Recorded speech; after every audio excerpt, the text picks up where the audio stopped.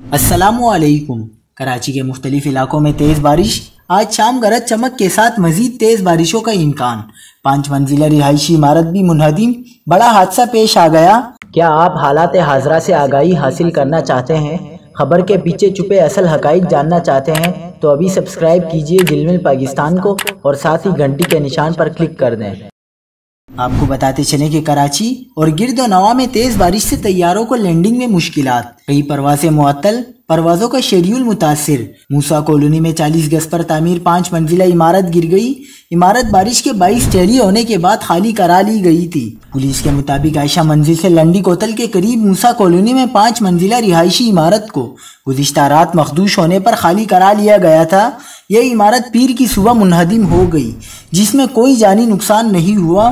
دوسری جانب محکمہ موسمیات نے آج بھی ملک کے مختلف علاقوں میں بارش کی پیشگوئی کی ہے۔ محکمہ موسمیات کا کہنا ہے کہ کراچی، حیدرآباد، ٹٹا اور بدین میں آج شام کو مزید بادل برس سکتے ہیں۔ طوفانی بارشوں کے پیش نظر وارننگ جاری کر دی گئی۔ اس کے علاوہ بلوچستان اور جنوبی پنجاب میں بھی کہیں کہیں گرج چمک کے ساتھ مزید بارش کا امکان ہے۔